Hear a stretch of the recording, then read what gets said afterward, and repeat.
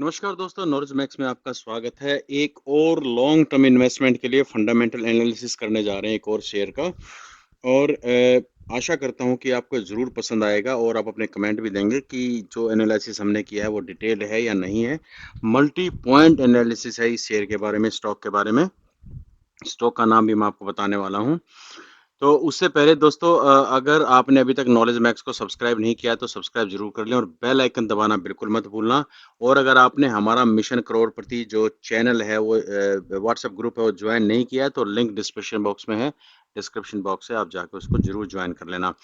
एक legal disclaimer, ये video बिल्कुल एजुकेशनल पर्पस के लिए, किसी तरह की कोई रिकमेंडेशन नहीं है।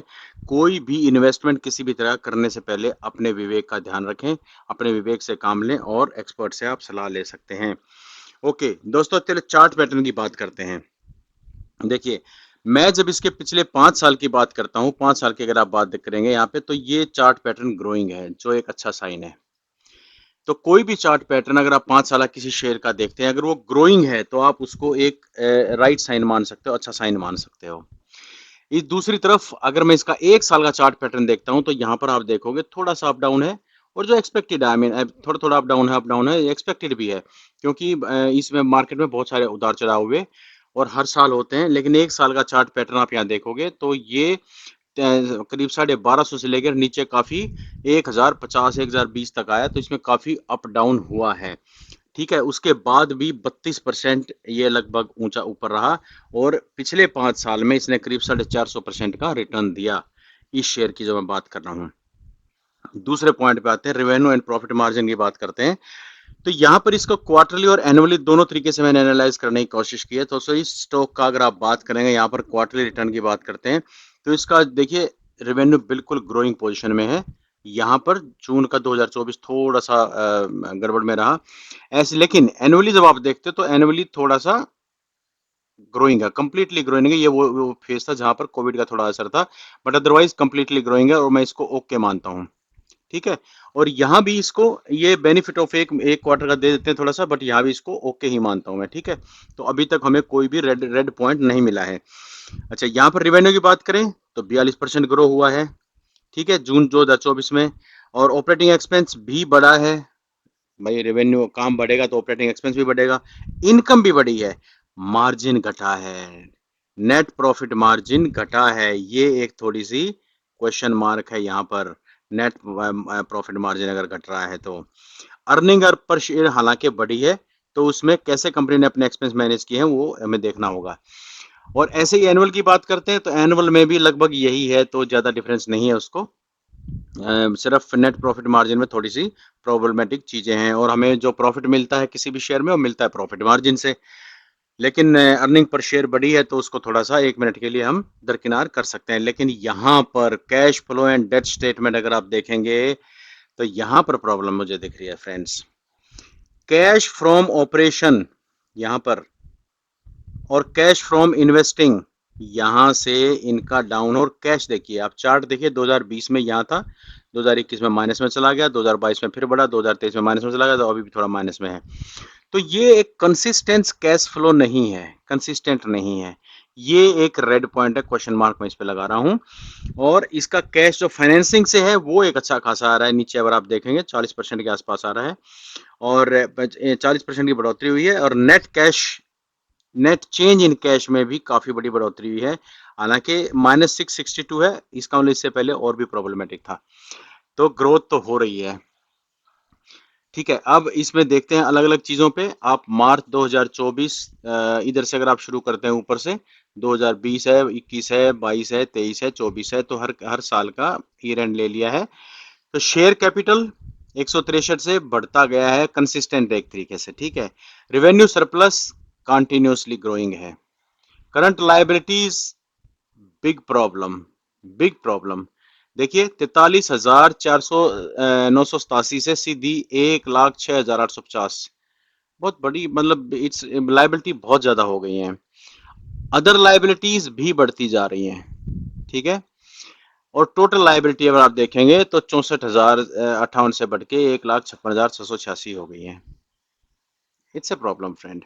तो ये यहाँ पर क्वेश्चन मार्क है।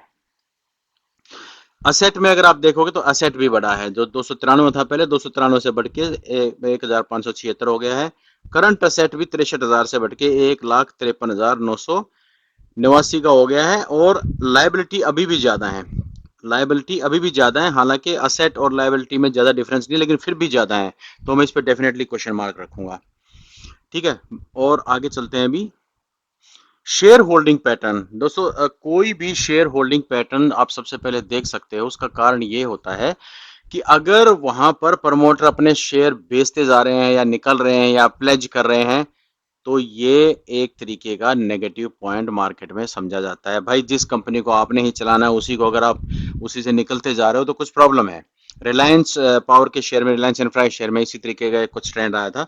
लेकिन यहां पर भी जब मैं देखता हूं तो ये जून 2023 से लेकर जून 2024 से एक साल का जो मेरे पास पैटर्न है, 51 से घट के 50.33% हो गया, यानी करीब 1.5%, 1.25% के आसपास शेयर्स प्रमोटर्स ने अपने निकाल दिए हैं। और प्रमोटर की जो होल्डिंग है वो लगभग 50% के आसपास है। और यहाँ पर इसका एफआईआई का ट्रेंड देखते हैं। एफआईआई अपना इसमें शेयर बढ़ाती जा रही है, ये एक अच्छा ट्रेंड है। और ये जनरली होता है, एफआईआई बढ़ाते हैं तो डीआईआई का आपको घटता हुआ मिलेगा। तो डीआईआई का थोड़ा डाउन गया है और पब्लिक का भी डाउन गया है होल्डिंग।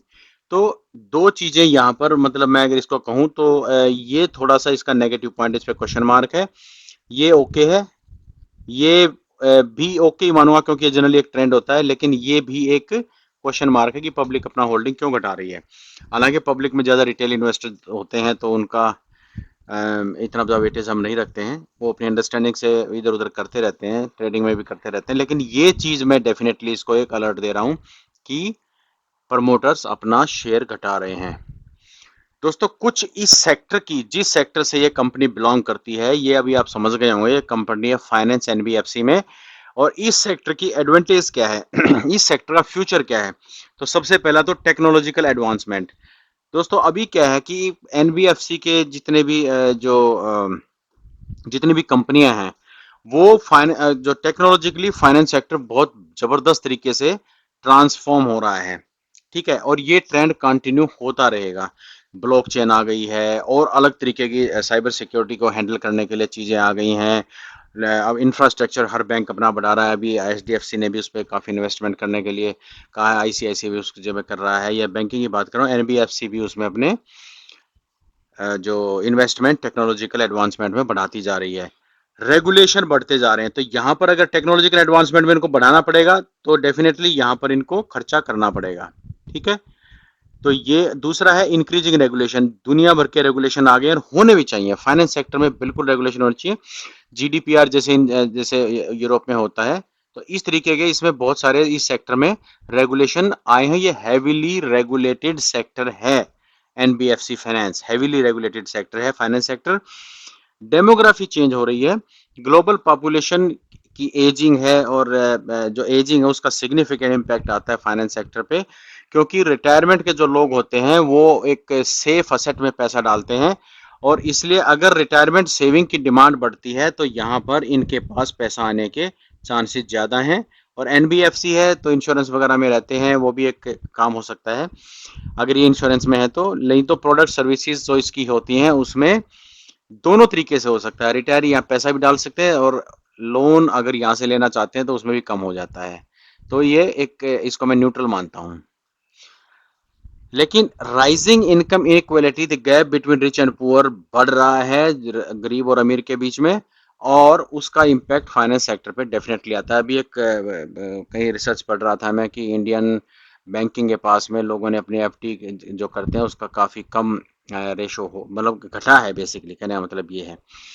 ठीक है, तो ये एक कॉज ऑफ कंसर्न है, क्योंकि लोग पैसा फिर कहाँ लगा रहे हैं। तो ऐसे एनबीएफसी, क्योंकि एनबीएफसी आपसे पैसा लेके आपको देती है, आपकी टोपी आपके सर या आपकी टोपी दूसरे के सर, तो इसीलिए इसमें पैसा होना इनके पास जरूरी है। तो फाइनेंस सेक्टर का जो ओवरऑल फ्यूचर है उसमें कंपटीशन इंक्रीज रहेगा, इनोवेशन के ऊपर पैसा खर्च होगा, और हैवीली रेगुलेटेड है, और ज्यादा रेगुलेशंस आएंगे।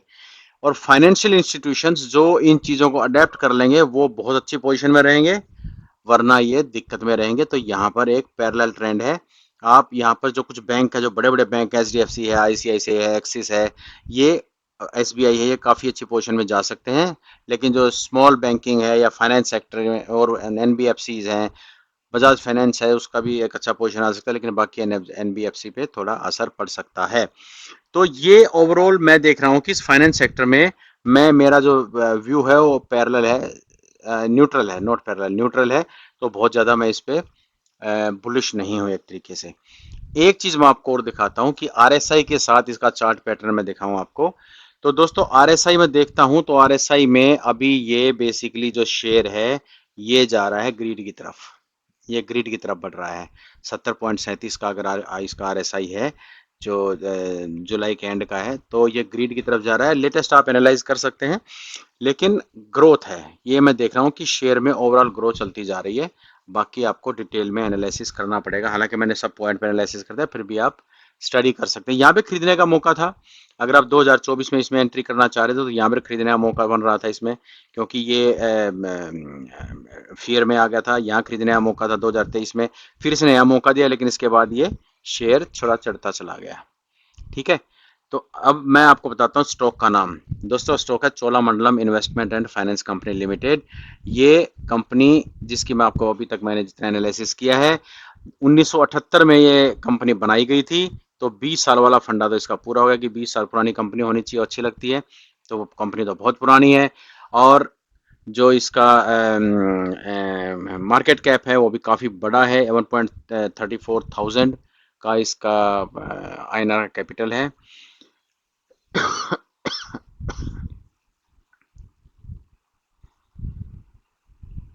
ये मुझे कुछ मैंने गलत लिख दिया, ये मुझे एक बार देखना पड़ेगा, माफ कीजिए, ये मुझे देखना पड़ेगा। बट ओवरऑल मेरा जो इस पे टेक है, आपको एक बार और इसको, इसका मूवमेंट को ऑब्जर्व करना पड़ेगा, आपको अपने रडार पे रखना चाहिए इसको। लेकिन मैं इमीडिएटली ये कि इसको एकदम खरीद लें ऐसा लॉन्ग टर्म इन्वेस्टमेंट के लिए अभी मुझे नहीं लगता है, बिकॉज ऑफ इसकी आरएसआई उस लेवल पे नहीं है। अगर आपको इसमें एंट्री करनी है, आपको इंतजार करना पड़ेगा आरएसआई के फियर जोन में आने का। हालांकि ये रिकमेंडेशन नहीं है, आप अपना डिटेल एनालिसिस जरूर करें। और दोस्तों नॉलेज मैक्स को आपने सब्सक्राइब नहीं किया, सब्सक्राइब कर लीजिए, और हमारा व्हाट्सएप ग्रुप का जो लिंक है उसमें जरूर जाके आप ज्वाइन कर लीजिए मिशन करोड़पति ग्रुप को। Thank you very much, take care, जय हिंद।